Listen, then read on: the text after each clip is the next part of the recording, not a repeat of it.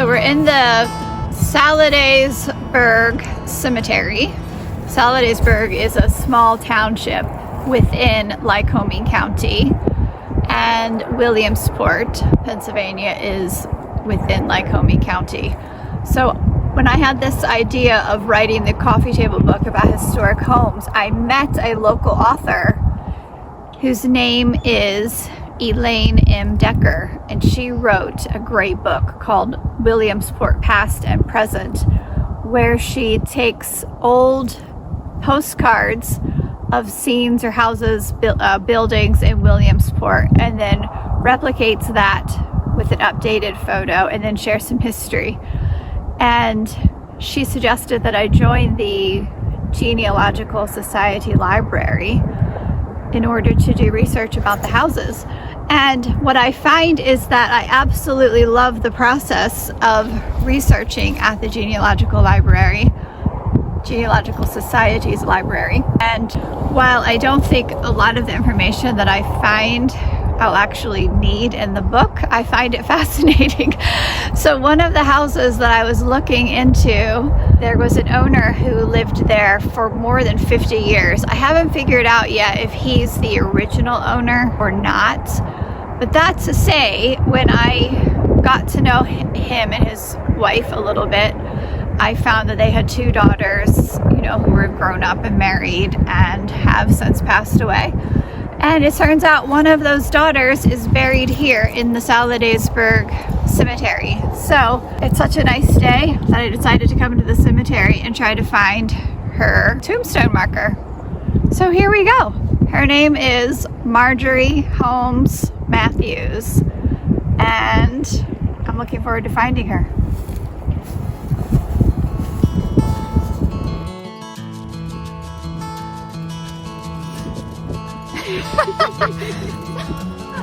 So I thought we'd be here for at least 30 minutes trying to find this tombstone.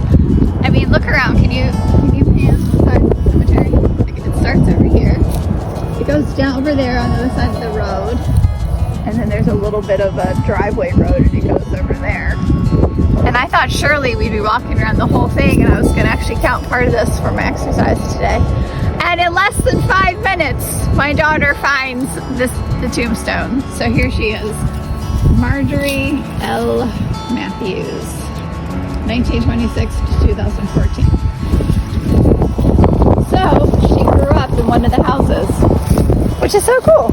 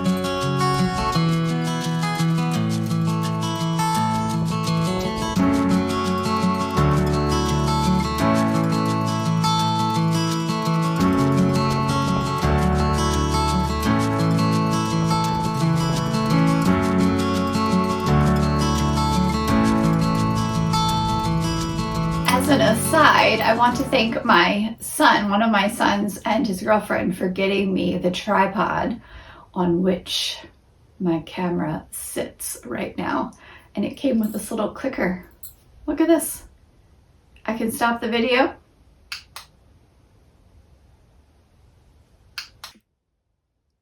Oh my gosh.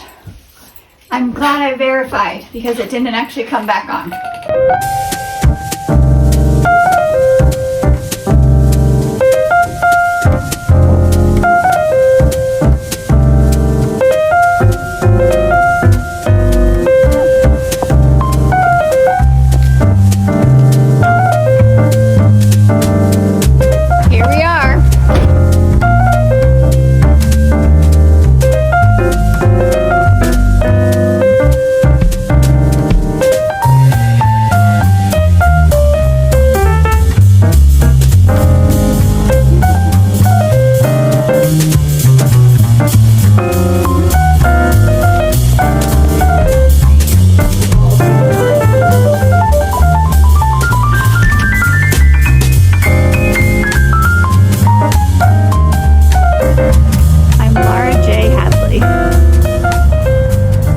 But anyway, I like the clicker. So today is Friday, and on Fridays, it's become my habit to actually go to the Genealogical Society library.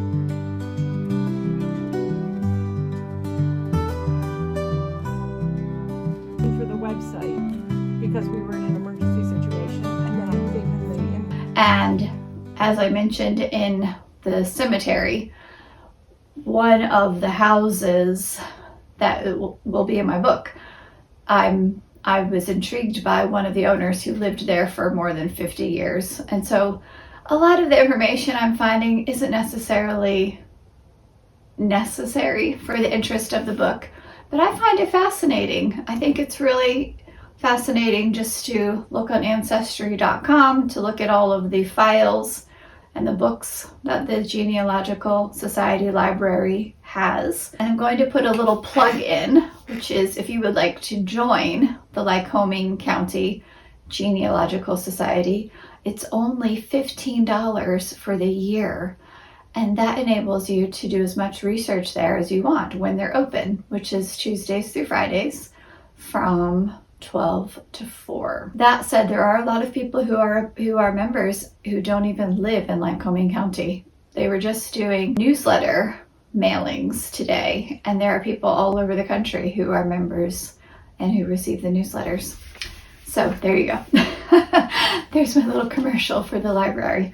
So today I was telling someone about one of the families, I was telling them about going to the cemetery and seeing the grave of Marjorie Holmes Matthews. And he said, let me look up some information in the newspaper archives for you. And so he did, and he printed out some interesting things. So he found the grave that I found, which is on Find a Grave. If you are at all interested in genealogy research, I recommend the Find a Grave website, which I personally just learned about a few weeks ago. And it has a picture. If someone has taken a picture of a grave, it'll have that on there. If the grave isn't there, if the picture's not there, you can actually request that someone would go take the picture. And then he found the obituary for Marjorie. And then he found a nice picture of her father, John Laird Holmes Jr., which I had seen a picture of him, but I hadn't printed it out, and I didn't know that I could print out such a nice one. So here he is. So this man and his wife and 2 girls lived in one of the houses that I'm researching for more than 50 years. And what I found out about him a few weeks ago was through one of the filing cabinets at the library, at the Genealogical Society Library. And what was neat about it was the Grit Publishing Company compiled this information about him. So I just want to share that with you. Not that it is any bearing necessarily to the book. I don't know if I'll put any of this information in, but I found it interesting that John Laird Holmes Jr. was an optometrist. He was born in Tyrone, Pennsylvania in 1929, and he graduated from the State College High School in 1922, and then he went to Mercersburg Academy in 1923, and then the Pennsylvania State College for pre-med 1925, and then the Pennsylvania State College of Optometry in Philadelphia in 1929, which of course the Pennsylvania State College is what we now all know as Penn State University, Pennsylvania State University. And his wife was named Esther, and they had 2 girls. This one of them was a stepdaughter. I can't remember if it was this one, Marjorie, whose grave I found, or the other one whose name I can't think of right now. Oh well. Yeah, so the other interesting thing I wanted to share with you that I learned today at the library was a different house that I'm researching that will be in the book. Actually, let me tell you this, 2 of the houses that have agreed to be in the book were both at one point owned by relatives of the gentleman who is the current president for the Lycoming County Genealogical Society. And his name is Bill Gibson. And I really appreciate the knowledge that he has about Lycoming County and Williamsport and history, and the ability to just give interesting tidbits. So there's a photograph of his dad as a young boy in front of a fountain in one of the houses that will be in the book. And it's a fountain that is beautiful. And in the photograph, you'll see the fountain in the background behind the 2 little kids. And then in the front is another fountain with a circular kind of concrete surround, I guess you would say. That fountain sadly is no longer there, but the house is wonderful in how interesting it is, and how it still has that interesting fountain, like I said, that's behind the children. And what's neat about that fountain is it's a lion in the wall, and it kind of looks like a grotto. You'll see in the picture. And the current owners said they're not exactly sure how it works or where the reservoir goes, but it's a very deep reservoir. I think they have koi swimming in it right now. And the fountain only works, so the lion spouts out water when there's a lot of rain. And so the water's coming off of one of the garden tiers, and then you see it, the fountain works. So that's really fascinating. I absolutely love that. I'm trying to think of anything else I want to tell you about that today. I hope that you've enjoyed this, and that, you find learning about history fascinating. And if you haven't ever gotten into genealogy, because I haven't personally, I think you'll find it really interesting once you start just, maybe even if it's not your own family, just looking at other people's lives is fascinating. Looking at old newspaper articles, looking things up is very interesting. And now for a break to enjoy some spring beauty. I know this isn't a gardening channel, and I'm bringing you along on my journey of discovery. But part of my journey through life involves gardening. And this is a pretty picture right now with the daffodils and the hyacinths. I absolutely love it. I mean, come on. Look at these beautiful buttery hyacinths. And daffodils. Is there a happier spring flower? Let me know what you're enjoying this spring.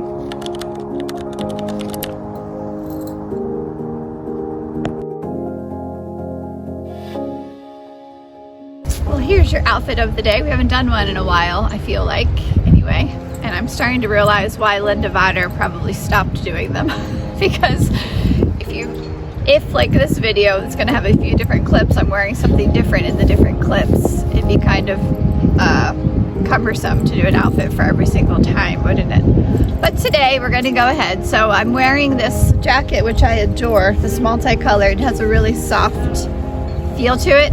It's a Laura Ashley, so vintage, right? The silk scarf I got at an antique mall. I'm just wearing a basic white tee, my black belt, which you've probably seen a bazillion times, and these crop pants from the Gap, and of course my Chelsea boots.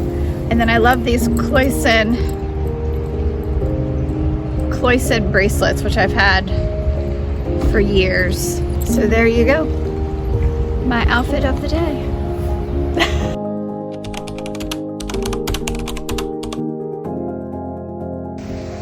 Just a quick hello on a Sunday afternoon. It's sunny outside, but it's still quite chilly. And I'm outside of the library on the campus of the Pennsylvania College of Technology. And I just had to stop and take a video of this waterfall fountain because it's so pretty. As I was driving onto the campus, These pretty yellow flowers caught my eye, and it's the first sign of a daffodil in bloom so far for me this season. So I just had to walk over here and show you.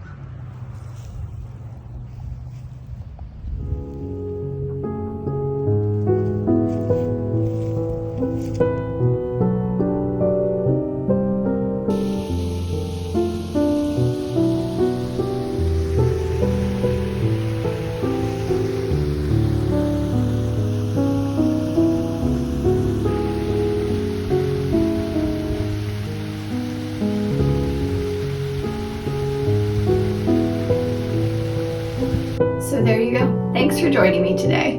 You take care.